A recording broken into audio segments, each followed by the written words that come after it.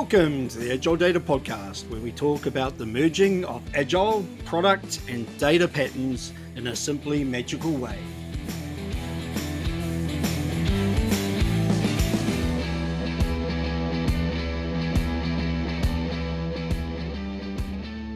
Welcome to the Agile Data Podcast. I'm Shane Gibson. I'm Aaron Wilkerson.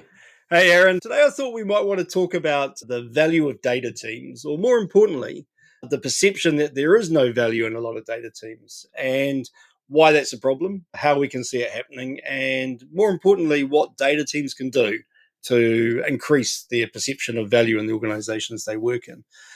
But before we do that, why don't you give us a bit of background about yourself for the audience? Sure. So I'm Aaron Wilkerson. I'm the Director of Data Strategy and Products at Carhartt over in the U.S., based out of Michigan, just outside the Detroit metropolitan area. So I've been working in data just over 17 years. I'm one of the fortunate few where I've been working in data even outside of college and universities. This has been my kind of career since I got out of school and got my degrees working in data the whole time, which doesn't happen a lot. I know a lot of people fall into data from different areas, but I happen to have a job out of school with data, and I learned about it and just kept going and just built my career. Worked in different parts of data. So I started with a lot of background reporting. So business objects back before SAP bought them, acquired them. I used to work with business objects, building out physical servers, installing software, doing security, all that. Years later, I got into this thing called ETL. So I learned about what ETL is. I learned about data warehousing and got involved with data architecture. And then really got into leadership. I realized that I had a lot of questions. I wanted to dig into a lot of things, but I found that being an individual contributor, I was very limited in what my opportunities were and the conversations I could be in.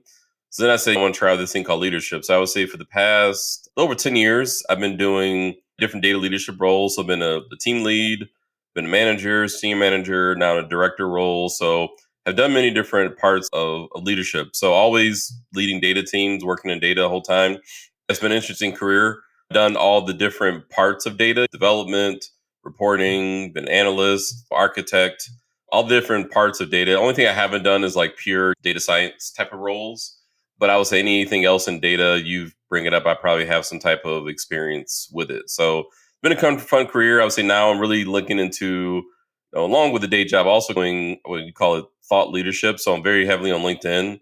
That's how Shane reached out to me, just sharing thoughts of, hey, I've been doing this for a while, so I probably have a perspective about it. So I just start to share just things in my head about what I'm working on, what I used to work on, challenges, opportunities, and you'll see me a lot just posting almost daily on LinkedIn. I also have a newsletter I'm working on. So really just trying to start to share with the world my experiences. I realize that it's a pretty small world. So like we're talking, Shane, you're on the other side of the world, and I'm sure a lot of things I'll say resonate with you. So we find that there's a lot more that's similar about us when it comes to data that's different than us. So I think that's the next level of my career is senior leadership plus just building out a data community on social media. Yeah, it's good to find another old school data person. Business objects brings back a whole lot of memories of the business objects, Cognos, SQL Server reporting services days. And as you said, 10 years ago, we wouldn't be doing this podcast unless I'd flown to the States or you'd flown to New Zealand. And for me, it's interesting that these changes have meant that our ability to improve our time to market for the data work we did should have been perceived as us providing a shit ton more value. I remember the days, because New Zealand's at the end of the world. In fact, it's so far away that when people talk about Carhartt, I didn't actually know what that company did until I saw a whole lot of comments around clothing and who's wearing what. It's amazing how disconnected you can be. And back in the business objects days, we're at that stage where we had to ship servers into New Zealand to rack and stack them into our data centers before we could actually do anything. It was a 6-week delay before we actually got access to new compute. Whereas now with cloud, we click a button and increase the size of our database or create a new service in a heartbeat. So given everything we do seems to be able to be done faster, there still seems to be this perception that data teams aren't adding value. And I think a lot of it comes from when the downturn happened, a lot of data teams got hit, like a lot of good people lost their jobs. And that reinforced this message or this perception that data teams aren't adding value. What are you seeing? Are you seeing that? Is it just a result of that downturn, or do you think there really is a large perception in organizations that data teams aren't helping the organization deliver value? Yeah, I would say the perception and narrative is there. I would say that they do recognize the efforts of the team, but I think it's always we should be able to do more. It should go faster. Why is this taking so long? And I think the reason I think it really depends on the organization. I've been a part of a lot of organizations. Michigan, we have a lot of companies that have been around for a long time, and Carhartt's been around for I think 130 something. So you have a lot of these like legacy businesses. They fell into data and they didn't really know what they want data to do. So they started with usually it's like a database, right? You have a bunch of software developers, you give them a database and they start creating this stuff in databases. And then all of a sudden someone decides they learn about data warehousing. So it's okay, let's turn the database into a data warehouse. And they start trying to build out a data warehouse, but it's really just not a lot of great models. You have these different models. And a lot of their use cases start operational, right? Hey, we need to move data from one place to the next one, and we need our own application database. So they just threw it all in the data warehouse just to move data. So I would say expectations, I would say, started pretty small around, hey, we just need you guys to do these couple things. But then as you start to build out reporting, for example, like you mentioned, we mentioned business objects, Cognos, SSRS, like all these different capabilities came out. And I think that you started to see just more expectations coming out of the data team. So it really depends upon just how the business sees the role of the data team. Because I know some of them, if you have a newer team, the expectations are very high. They're like, hey, we're paying millions of dollars in salaries and benefits for this team to come in, transform our business with data. So like the expectations are high and you're expected to produce. But in some companies, it's we don't really know. We want you guys to show us. I've been part of a company like that where it's, can you guys show us what we can do? We have a bunch of data in this database. Can you like give us a report? Can you build something? So I really think it depends on the leader and really what that mandate is. What were you brought in to do, or what is your team being asked to do? But if you don't know, then that's also on the leader to define that and say, hey, this is what I think you guys want us to do. This is what I think is important. Am I right or am I wrong? So I would say the narrative is out there around probably not providing value, but it really depends upon kind of to start with just what is the expectations, or are there any expectations? And are you meeting those, or are you expected as a leader to bring that to the table and say, this is what we can do?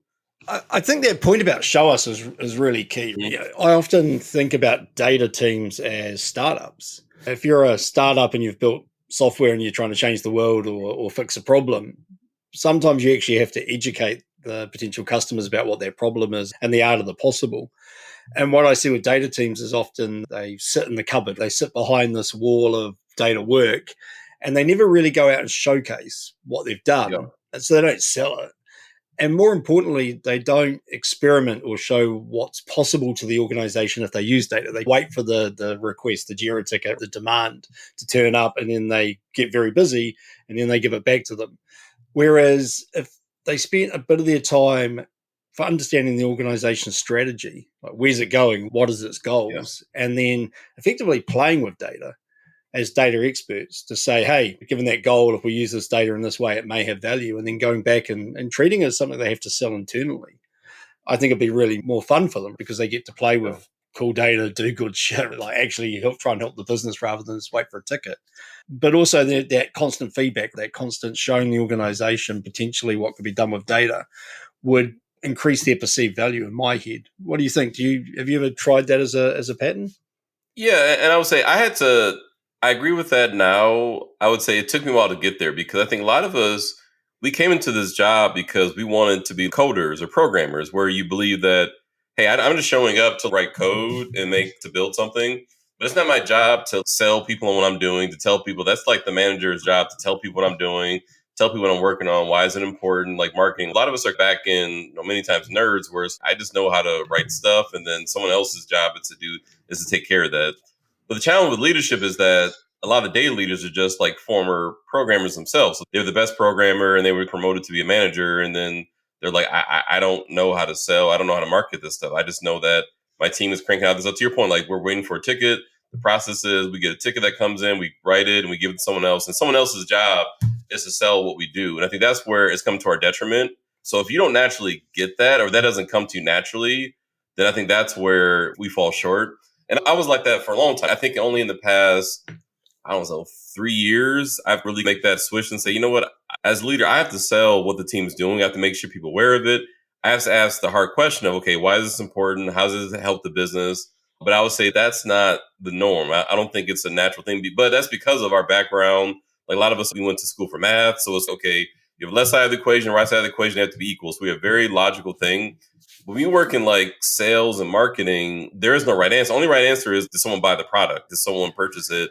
Did you make a sale? So how to convince people and persuade people, that's an entirely different set of skills that a lot of us are not prepared for. And I think there's a lot of work there to bridge that gap. But I think that's where we fall short is we're great at delivering. We can build stuff, we can code stuff, we can come up with architecture and all that. But I think in terms of understanding just the importance of it, that's where we have opportunities. I think also as technologists, as engineers, as data people, we probably have a negative view of salespeople. We're used to the vendors coming in trying to sell us the magic beans that will get rid of our job or automate a whole lot of stuff that we know we can automate faster.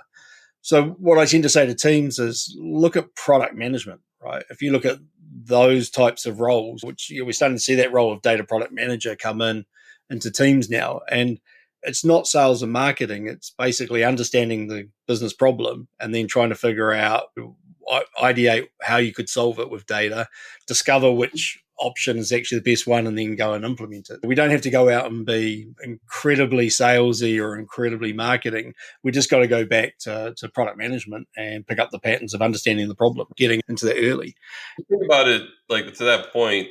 Imagine you go to a grocery store and you see all the different products on shelf. You see cereal, you see bread, you see, I don't know, popcorn, whatever. It's not enough to put all that stuff on the shelves. The expectation is that someone's going to buy that, someone's going to consume that and purchase that.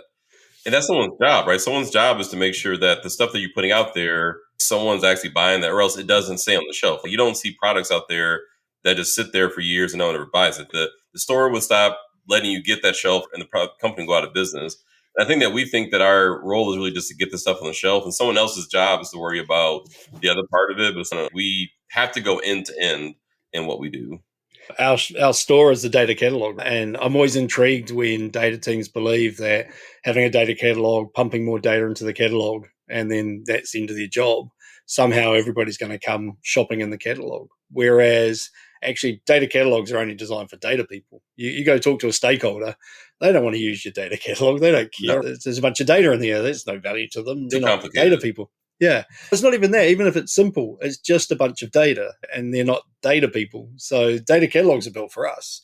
The idea of what's our storefront, that's an intriguing question, actually. How do we surface the fact that we got 5 cereals? And then we never really kill any of our products. We push out these data sets, the ETL gets automated, it keeps running. We never check anybody's buying it. We never turn it off. So there's a lot of behaviors we can implement on our side to increase the value, the perceived value of what we do.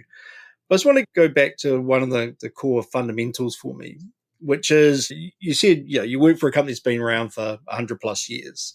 And so I'm assuming in the early days, there might have been a paper ledger, maybe, with some information, or it was just run by line of sight. And often organizations don't understand the value of data, let alone the data team. They don't understand that data can be treated as an asset that can be monetized internally. And an example for me would be if your organization got sold, but they sold your organization without handing over the list of customers. So the people that bought your company buys the factories, buys the employees, but is never given the customer list. I can guarantee the value of that company is much lower than if the customer list goes with it, because that piece of customer data has value. But it's not treated as an asset in an organization. I worked in one organization where we experimented with running a form of a balance sheet where each piece of data was effectively an asset, and where what we were trying to do is depreciate the data to use that as money coming into the team to invest in automation and paying down technical debt. Do you think that's part of the problem, is that organizations don't understand the value of the data, and therefore that's transposed onto not understanding the value of the data team? Or when they look at the data team, it's, as you said, it's all around effort. How busy are they, or the work they're doing, rather than the valuable data they're creating? Yeah, I think it's that. I think organizations, I think they know that data is valuable operationally of, hey, I need to know what's going on in my business. Like, I think the biggest thing they know is that they need to have visibility into how much product did we sell last week? Are we delivering to our customers or clients our products or services on time? So I think it's that part they realize that they need that, because as an organization becomes much larger, you need that, because without it, you don't have any visibility to it. So I think it's visibility. But I think the challenge is it's the next level of the 4 steps of analytics realm. I think descriptive, diagnostic, predictive, and prescriptive. So our value then becomes, how do we not only just tell them the story, we tell them, why is this going on? How can we do things better? You have these corporate metrics. How do we go from, let's example, customer satisfaction? How do you go from 90 to 95%? What are the drivers of that? I think that is the gap of seeing the value in data in terms of using data to help improve outcomes. Not just telling you what the weather outside is, but also telling you, okay, how do I make it rain, or how do I stop it from raining? I don't think there's an understanding of just how data can also be used for that, for also helping to guide the business, not just telling you what's going on. I'm not sure how it worked back in the business objects days for you, but back then we used to have these roles called business analysts. They're still around, but they're not. And their role was to go out and look at a business process, understand how that business process was being done, typically use data to understand that process to a degree, then recommend some changes, and then we'd benchmark whether those changes were successful or not. And what I'm seeing now is, instead of those business analysts or those analysts working in the data team, they seem to be just decentralized. We're creating these forms of silos where the engineers are just working with data, and the people doing the analysis are sitting somewhere else in the organization. And that causes a disconnect, because the people that are serving the data aren't analyzing it to understand where the problems are and how to solve them. Whereas for me, if we brought those two skills or roles back together, where we can analyze the data at the same time that we're actually engineering it, I think we're going to go back with more recommendations on how to change the organization in a good way, rather than just serving up data and saying, you work it out. So how does it work in your organization? Are your teams siloed to a degree, and does that cause you a problem, or do they tend to that problem definition and a potential solution for a business problem, is that delivered by the same team that's doing the data engineering? Yes. So I would say right now we have a centralized data team from a data engineering, business intelligence perspective, where all that is being built within a centralized team that sits within IT. We do have a group of business analysts within our data team that does work closely with their business counterparts to say, okay, what are you guys working on? What data can you use for different processes? We do have some business units have a couple analytics teams because they're able to do that. Some business functions don't. So that means that the data team serves as their kind of analytics team, because they don't have individual analysts that can do that. But even when you have business analysts that sit within the business, to your point, you still need to have that connection. So I think that's where the business analysts help to bridge that communication gap, because you don't want data engineers just in a silo, just building tables and pipelines and like that. You do want some type of connection to what they're building and why. So I would say it's definitely evolving, because I think there's always opportunities to learn more about the business, and not just understanding what they're asking for, but why do they want it? Like, how they plan to use it? Or we've built these things the past couple of years, so how do we go back and figure out, did you do what you said you're going to do? Did you use the information? Are you using data? So I would say it's a hybrid, which I think is usually best, where all the data comes out of a core team, but you can't expect that the data team by itself will service every single business request. I think we have a hybrid model, but definitely there's always rooms for improvement to continue to work with some of our business partners. Because to your point about process, I think the challenge in 2025 is that you have so many different technology partners with SaaS, you have SAP, you have all the ERP systems, where a lot of departments don't even know their business process. They just know that I get an order, I need to issue a PO. All that's done behind the scenes. Like, all that's done with an SAP or Oracle ERP or ACM. Like, all the different processes are hidden in these applications.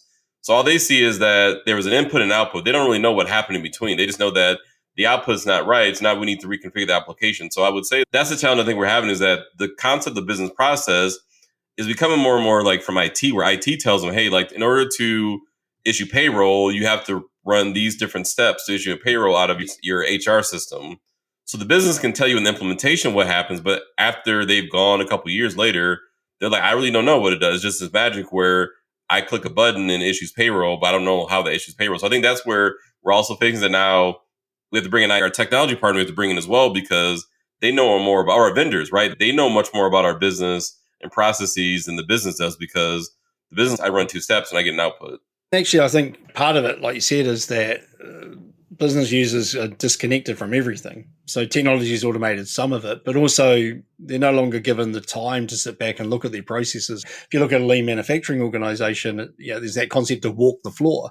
You'll see a leader in that organization spend between 30 and 50% of their time walking the manufacturing floor, because that's how they see the flow. There's machines physically, they can map out nodes and links of the way the work's moving through the factory. They can see where the blockages are. They can see the stuff moving. But when we talk about a digital company, we can't see those zeros and ones flowing through the systems, but the data team can. And what's interesting for me is if you work with a data team, we love to do data lineage. We love to do this idea of nodes and links to see the flow of the data through our system. And why do we do that? Because that map helps us visualize the work's being done, understand what's happening where, understand where we can fix it, where it's broken.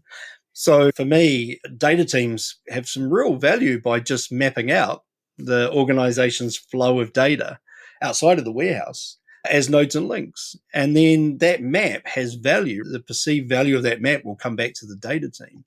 And then they can also then identify where they have data for each of those nodes. So as you go through the manufacturing process, they can say, we have this data about inputs coming into the store, inventory and stock, the just-in-time delivery schedule. There's a whole lot of things where they hold data that can help the business or their stakeholders. And they can serve that up as a shopping list rather than a smorgasbord, rather than a catalog or a store where you go help yourself. They can say, hey, would you like fries with that? We can see that the just-in-time numbers are killing a downstream node. And that understanding the organization flow with data is something that we're good at, but it's not something we talk about or not something that we use to solve business problems. Yeah, to your point, data lineage is always been out there. And it's, I think, one of our biggest challenges because, to your point, that's what the business asks for. Okay, if I show a number, let's say a revenue number, the question always is, okay, where'd you get this from? Like, how'd you calculate that? Where'd you get this from? So I think that was the thought behind the data catalog is, I can give you this catalog and the catalog will show you where I got it from and all that stuff. But then we just mucked it up and just threw a bunch of crap in there in the business. I can't use this. This is way too complicated. It's an overly engineered solution to a very simple question. And we have all these data lineage tools, but a lot of those tools are very manual, where it's very difficult to say, because a lot of the logic is wrapped in SQL. Like, it's wrapped in SQL logic, where clauses, and statements, all these case statements, all these different things. So it's very difficult to pierce through that to give very simple answers to those different questions of, hey, like, I got this from here. Here's how you can use it. So I think that's also one of our challenges around value, is that we've over-tooled and over-complicated a lot of the work that we do. And it was very difficult for us to give the business simple answers to question and say, it's your revenue is come from your sales minus discounts.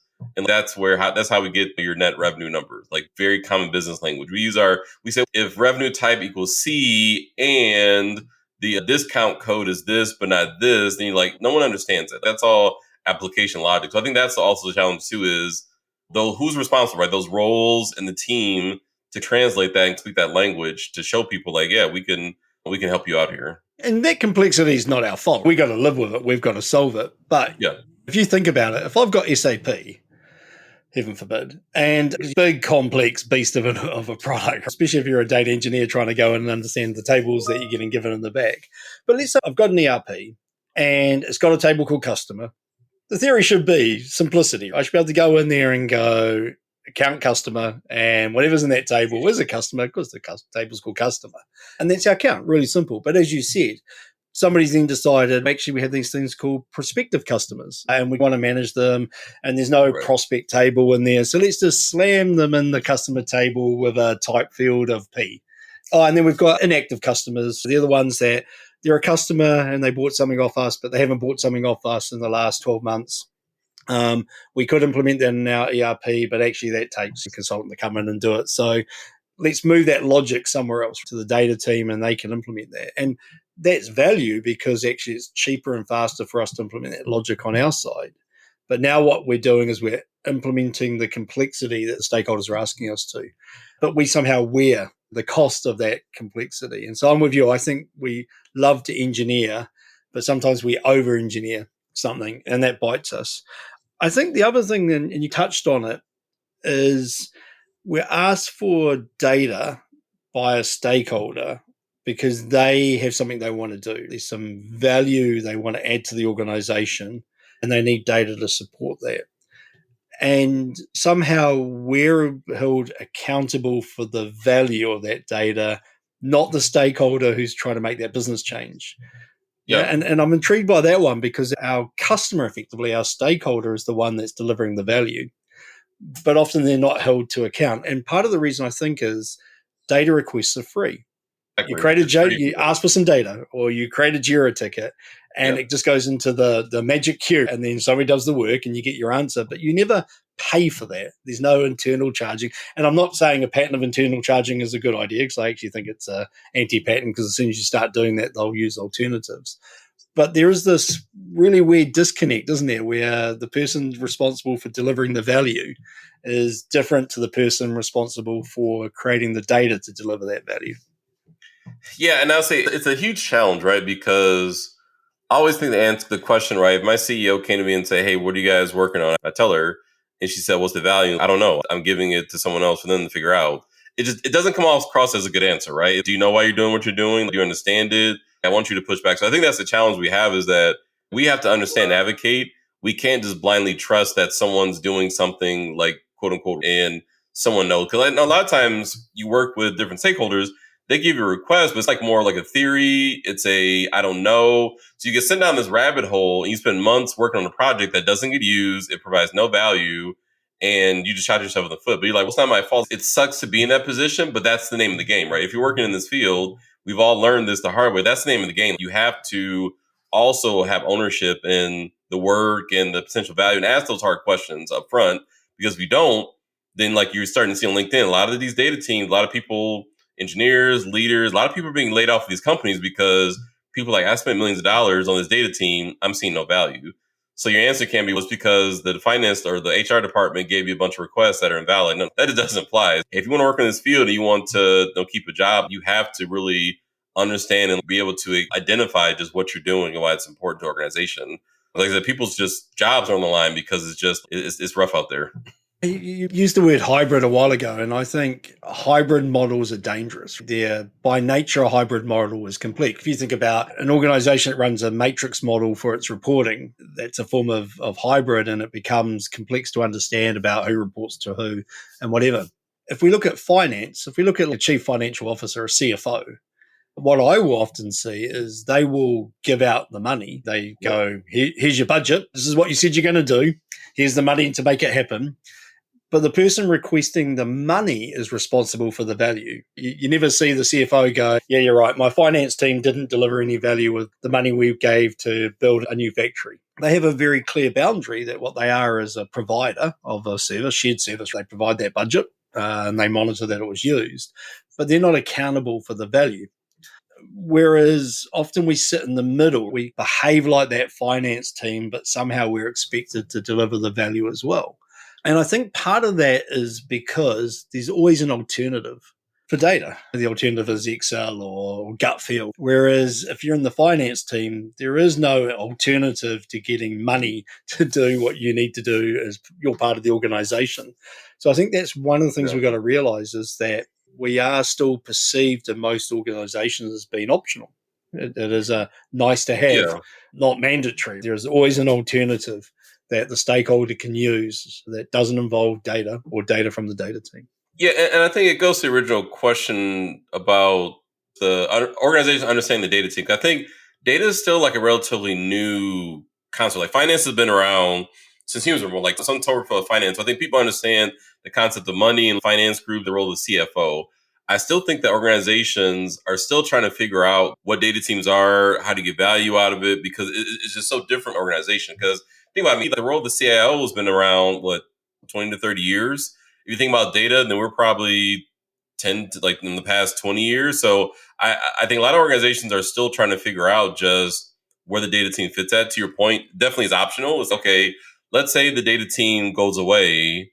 The organization is still going to make products and services, market it, and they're going to sell it to their customers. Like all that's going to happen. So even if the data team's not around, I think they may not have as much visibility as fast, but I think that's the challenge, is that unless you really embed your data team into the operational nature of it and say, yeah, we actually can't run without the data team. That's more like operational use cases. I think that's really the challenge, that we're still proving our worth, so to speak, in many different organizations. We also don't do our any favors because all the names around, you have AI now, you had You have data science, machine learning, you have data governance. We've created this huge web of all these analytics versus data and data products and business intelligence and predictive and data mining. Like, I think we've created this large web where it's very hard for companies to pigeonhole and say, this is data. Whereas finance is like, they have accounting, they have gap measures, they have finance, like they've figured out their world. And I think we keep changing.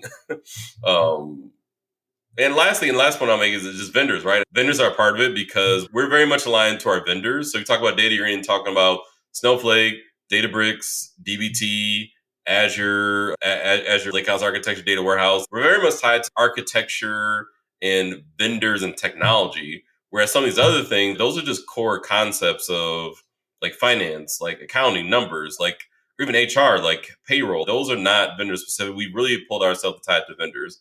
So I think we haven't done ourselves any favors in the industry around how we probably make it a little bit complex. I agree. And I'm not sure we can fix that complexity right now, but we can hide it. As data people, we love to argue semantics. What is the semantic layer? What is a data product? What is a data contract? We get intrigued by engineering the words, and somehow we think exposing that to our stakeholders is a good idea. It's argue amongst yourselves, but give them simplicity. Just give them a definition, even if it's not 100% correct and the team don't 100% agree. Give them simplicity.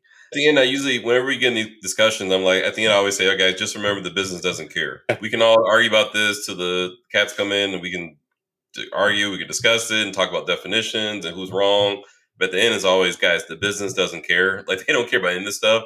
They're just trying to sell products and services to their customers. That's what they ultimately are doing. That's how their performance gets judged.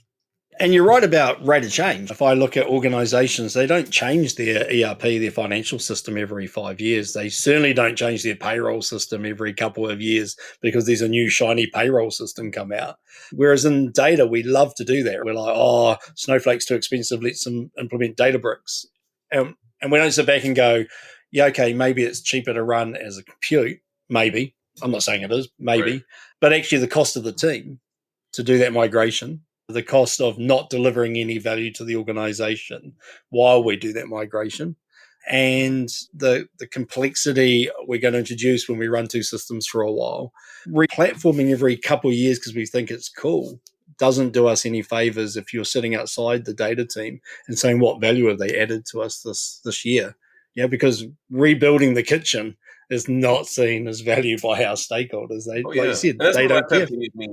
I've been guilty of that myself in my career, is trying to argue for the replatform. Oh, our data warehouse is so outdated and we need to do this new lakehouse thing. So I just need 12 to 18 months and $3 to $5 million to replatform it. But at the end of that, I promise you, right? At the end of the 18 months, I promise you'll get value.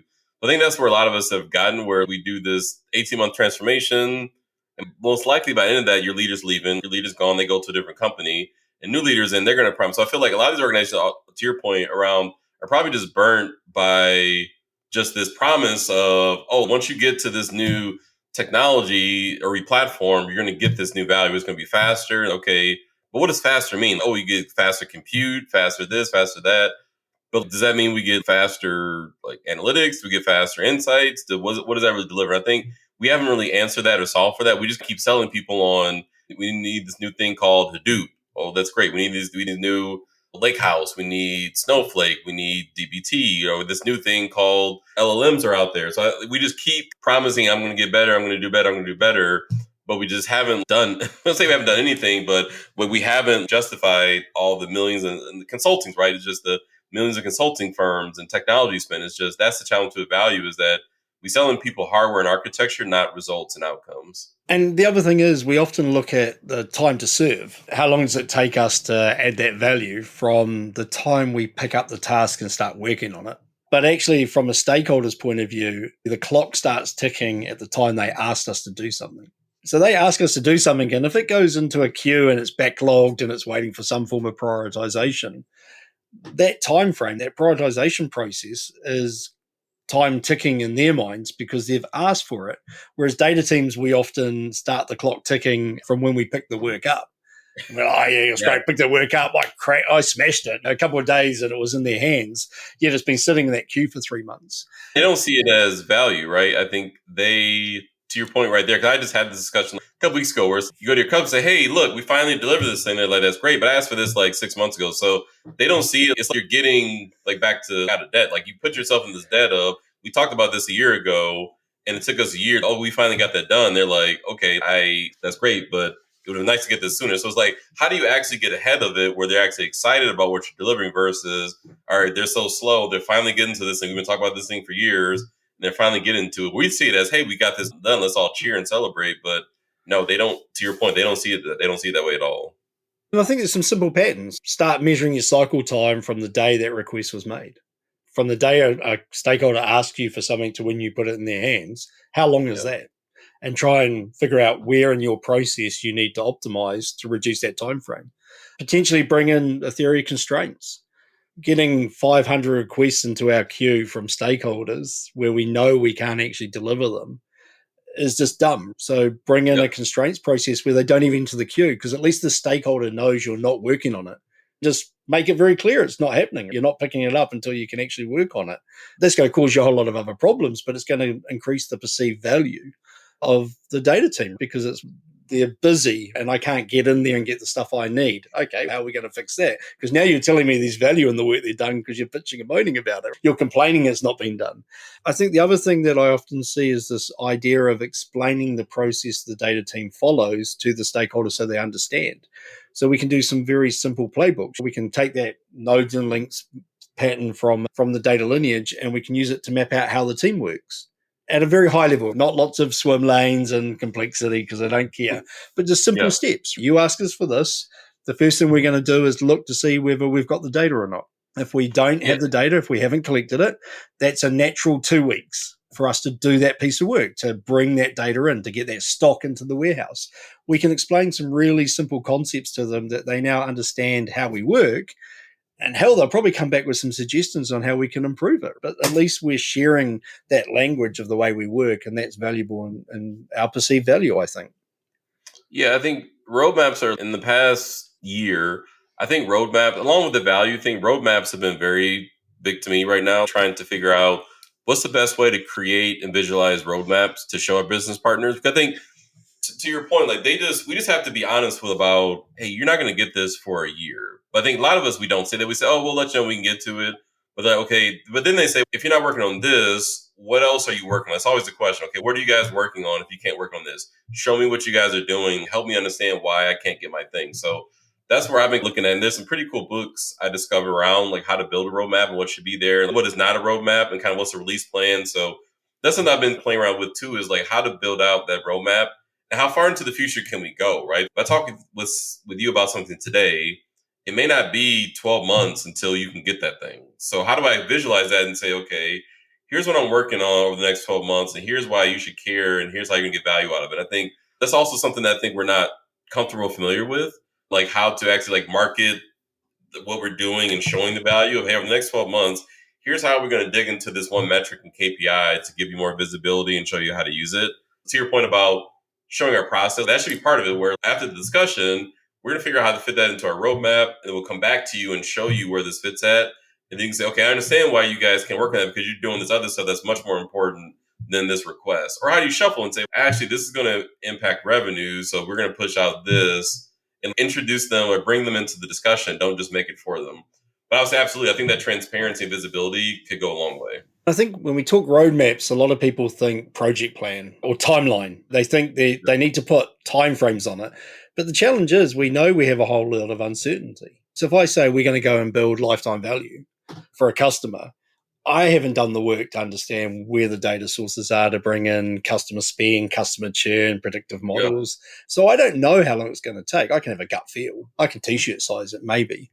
But as soon as we put a time frame on there, we put anything that looks like a calendar with dates, and we put a box that is next to a date, we're making a promise, and a promise that we can't keep because we have a high level of uncertainty about the work to be done, but we have even more uncertainty around prioritization. Because again, if I say something's going to happen next year, sure as shit, something in the organization is going to change. There'll be a new AI tool coming out of China that completely changes the dynamics of the share market. That reprioritization is going to happen. And so what I tend to recommend people do is we look at the way product managers for software do road mapping, And what they tend to do is they tend to do time horizons. Mm-hmm. So they tend to say, we'll have a dot on the page, and work that's closer to the dot is more likely to be done. And then maybe there's another time horizon, and then stuff out there will probably get done at some stage. And then stuff outside that one, like a radius of a sun, is never going to happen, right? Until it gets closer to. So we're giving them an idea of time by location to the work we're doing to us, but we're not giving them any promises. We're going to address lifetime value in the first half of the next fiscal year. I'm not telling you the month. I'm not telling you the week or the date. I'm just saying in the first quarter, we're going to talk about lifetime value and open up. Like, we're going to at least have the discussion yet, but I can't commit to you anything more than like a discussion of it. To your point, there's under commitment and there's overcommitment, right? Because sometimes we overcommit and say we're going to have it done by this month, and we never hit that. Under commit, we don't tell you anything. All right, we'll let you know. And we go into this black box, and it's like, where'd you guys? We talked about this one time, they never told me anything. So I think also we have a habit of doing under commitment. And I think that's not okay. If people ask you and say, when can you look at that? You can't just say, I don't know about that. I don't know. Then what do you know? That also causes frustration when you're just non-committal at all. So yeah, I think it's the happy middle ground of, okay, here's a time horizon where we think we can look at it. But like, to your point, as we get farther out, my level of certainty is going to decrease. As we get closer, I feel better about this, but at least I can give you a 6-month time horizon when we can look at it. And also context. So if that map shows the work that's in the queue before that piece of work, before that lifetime value, at least they understand what you're doing. And then they can look at it and go, actually, I don't think you should be doing that before you do lifetime value. And you go, great. Now what we need is the stakeholders that have those two sets of work to agree to swap. Because that's what we're doing, is trading value. As we're saying, that one's more valuable next, so let's go do it. But it's between the owners of that value, the stakeholder who's asking for that work. So this idea of maps, of a roadmap, of a way of visualizing the work that potentially becomes done is really important. And the other thing we can do is we can use that in a slightly different way. So what we can do is we can wireframe out what we think we're going to build and then color it in as we build it. You talked before about domains. What we can do is we can create a wireframe with boxes, which is the domains in our organization. And potentially each of the boxes can be a different size based on the importance of that domain or the complexity of that domain. And then as we build something and deliver that value, we can color it in or color a part of it in. And what we're doing is we're visually showing this map of the value we've added over the last couple of years, because people forget. Back to your point, if I look at the retention of roles in an organization, CFOs, and I don't know, I always come back to that one, but I do. Chief Financial Officer typically stays around for a while. You wouldn't typically see a CFO come in and out every year or two, or you'd really worry about the organization.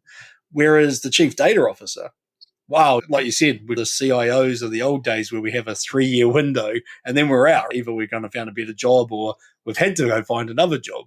And so that constant swapping of that leadership, I think, hurts our ability to tell a story about the value we've added. So again, just coloring in that map, then the next person can pick it up and say, hey, here's what you've done, great, and reiterate the value that's already been added by adding to it as they turn up. What do you think about that? Yeah, I definitely think that's part of the storytelling, because there's also evolution of our work. Because in order to really fully understand metrics, you need to understand not just the number, but there's different level of granularity. So, for example, the shirt I have on, right? So the style is I have a Sherpa line shirt. That's one level. The next level is the color, right? So not only is it a Sherpa line coat, it's the color blue. That's another level of granularity. Then it's the size, right? So this is a size large. So I think coloring in the lines also shows you over time how we're evolving in our understanding of data, because there may be 3 projects over the course of a year just to get you to the level of granularity you need. And you also need the context of, okay, which regions do I sell it in? Which domains, which areas, which customers? So there's an evolution of a year into understanding a very simple metric or KPI or business process. So you also need to show over time how you're evolving the organization into a better understanding of that, because all the metrics have context and you can't really just deliver it all in one setting. You have to build that over time.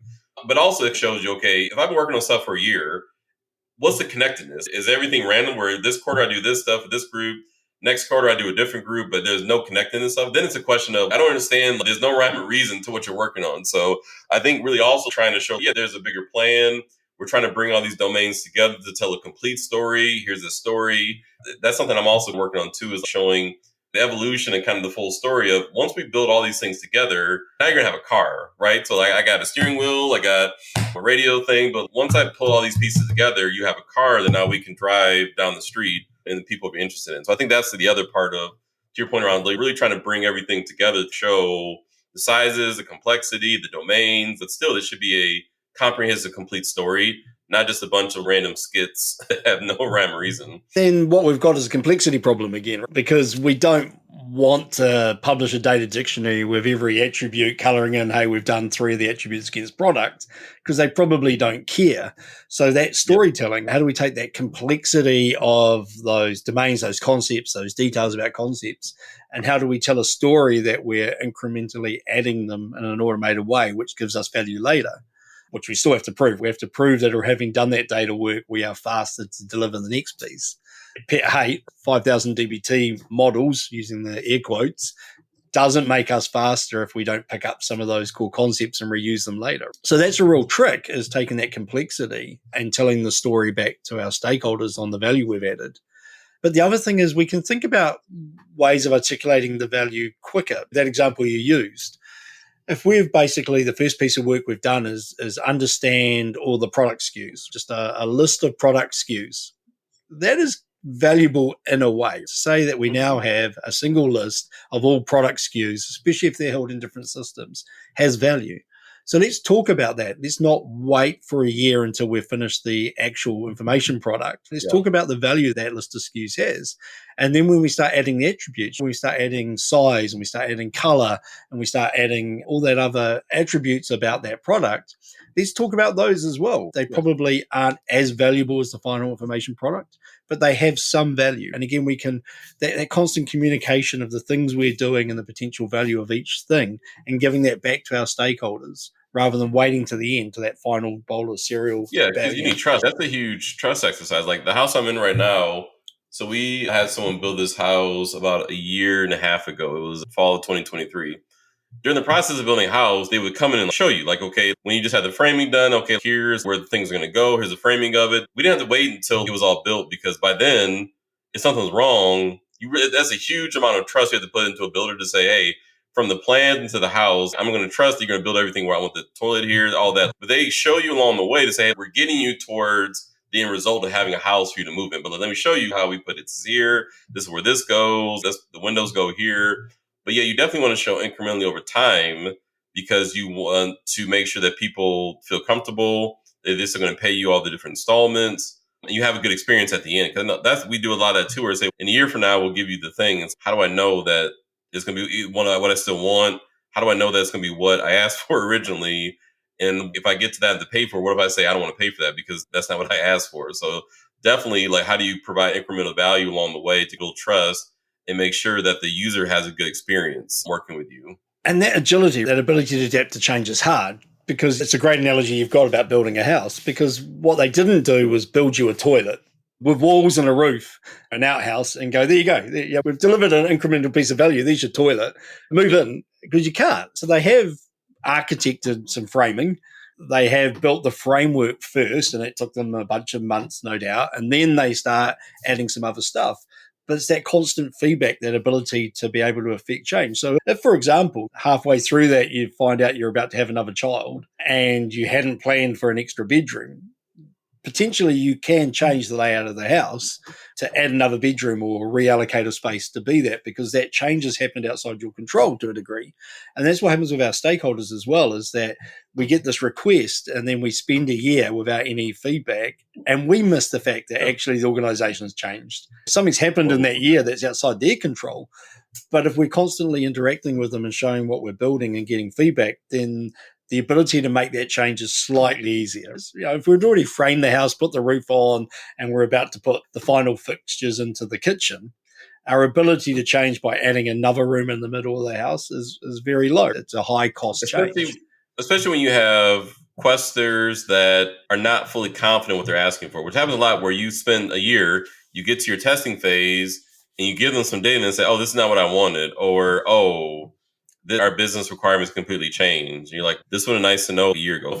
built my house and all of a sudden the laundry room's down. So you have all the bedrooms are upstairs. So actually, I didn't realize that the bedroom's upstairs. So I need to put the laundry room upstairs. Because now it's too late, or it's going to take us another year because now we have to tear down everything, rebuild everything. So also, I think if you're in the new relationship with a business stakeholder you never worked with before, or they're working with data, 'cause a lot of times we expect that our stakeholders know how to work with data and they know the data they're asking for. A lot of times they don't. They're just like, I need to see this information. So it's better to give them something quickly to help refine the requirements and make sure they know. Because you also may cancel and say, you know what? They may see it and say, actually, this is not going to benefit me at all. So let's just cancel it so I don't waste both of our time.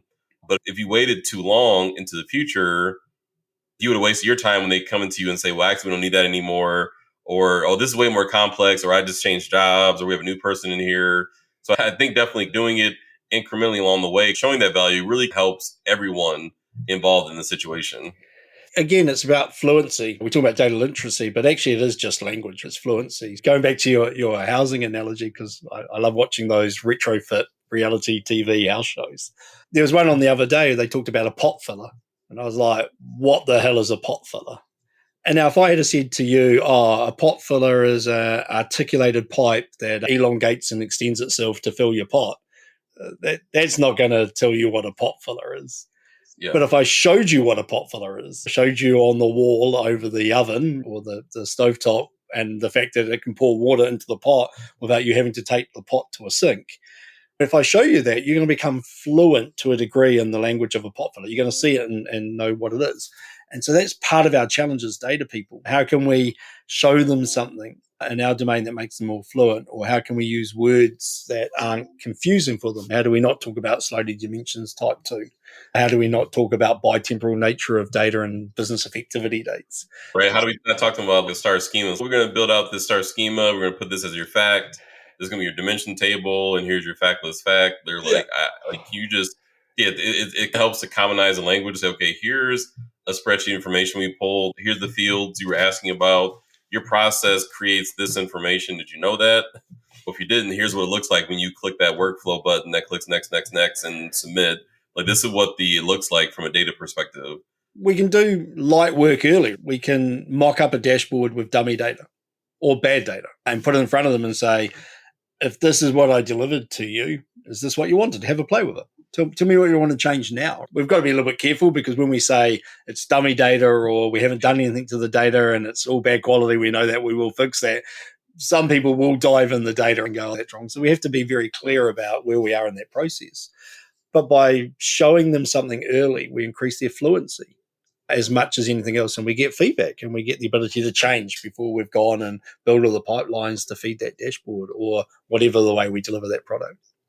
What we're talking through is it demonstrates how challenging it is. We're talking about value.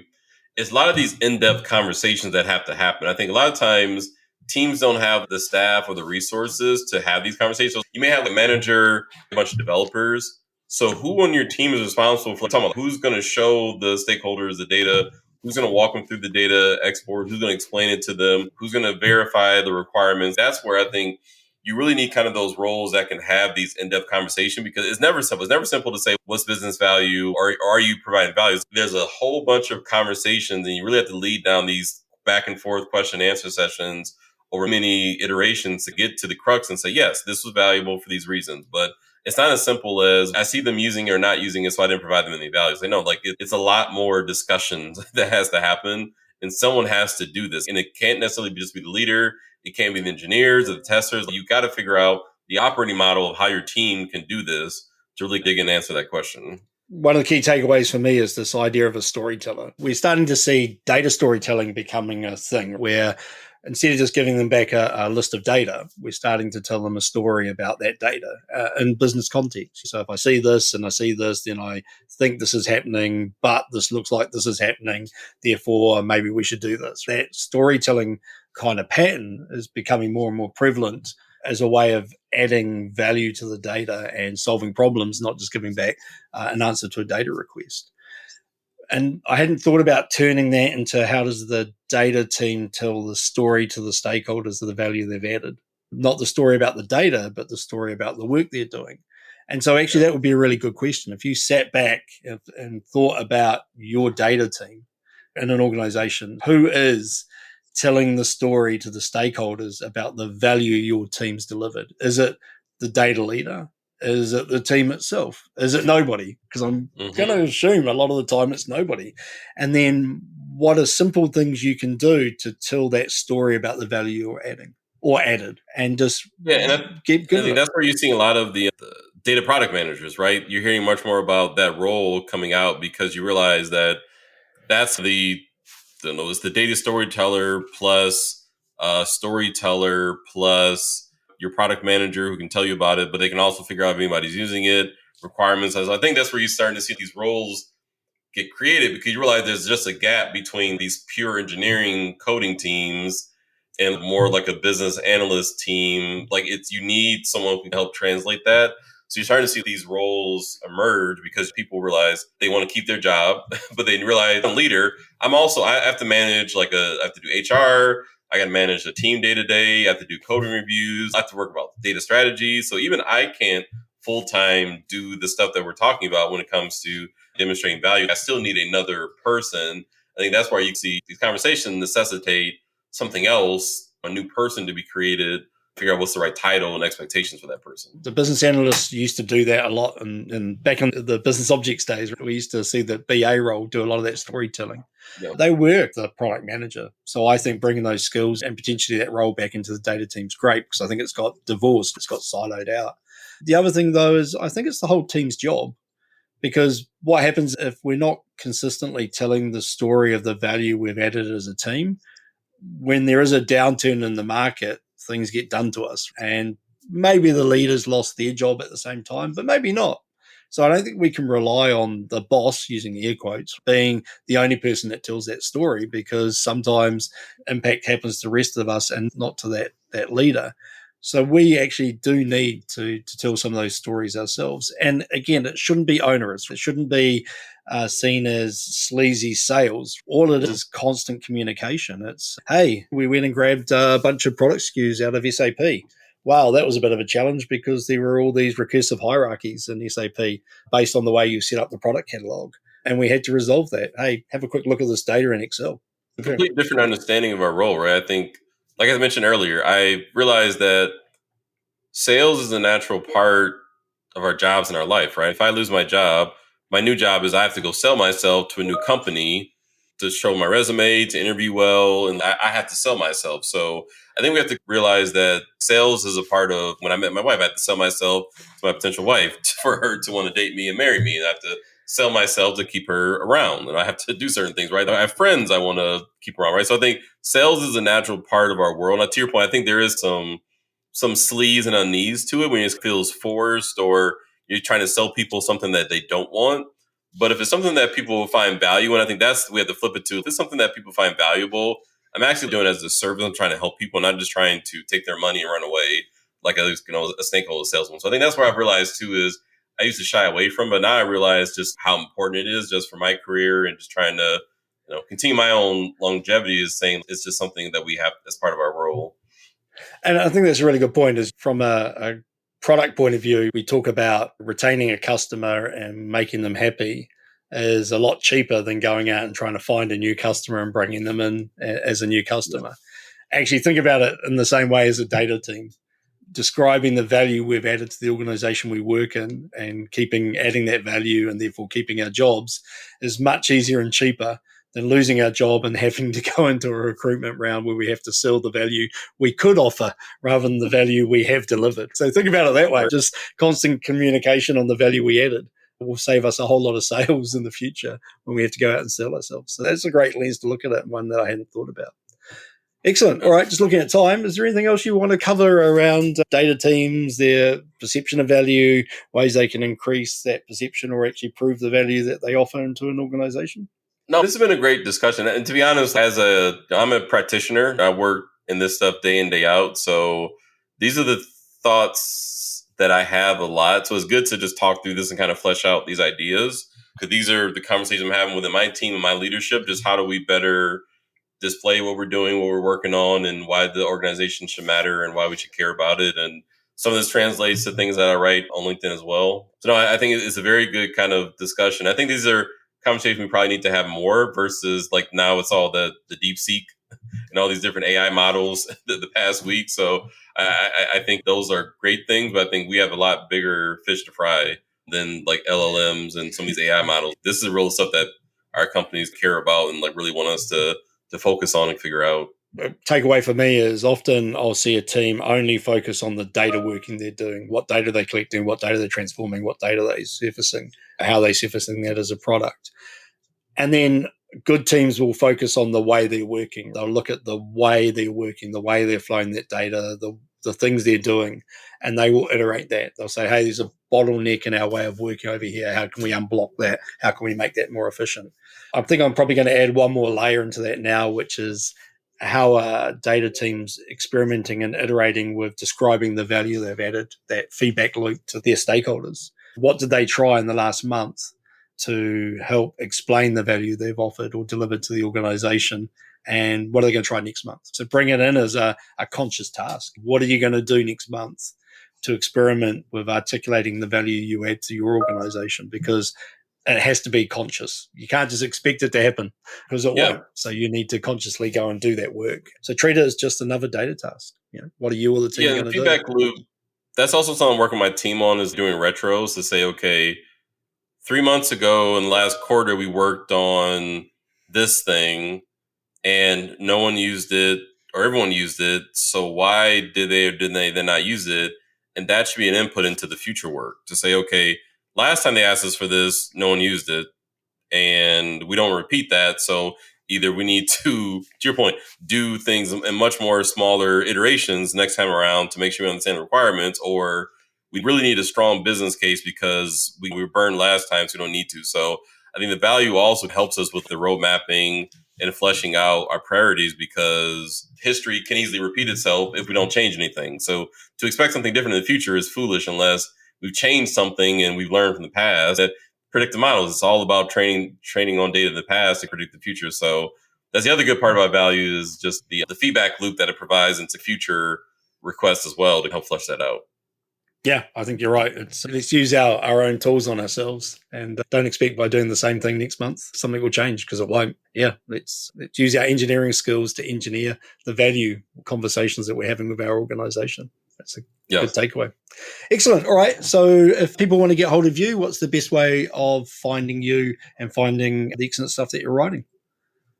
I would say LinkedIn. So I would say find me on LinkedIn. I'm usually writing a couple articles, a couple posts a week that I put on LinkedIn. Also, still kicking around a new newsletter. So if you look at my LinkedIn profile, you'll see a link to that.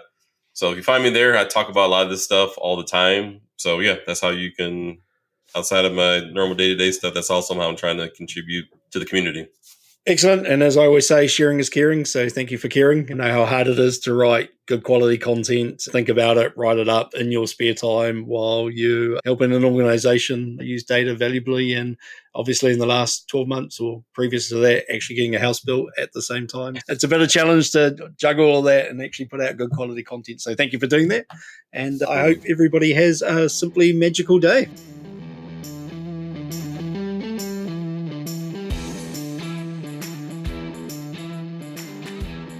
And that, Data Magicians, was another Agile Data podcast episode. If you want to learn new patterns that you can apply to craft your own Agile Data way of working, head over to agiledata.io.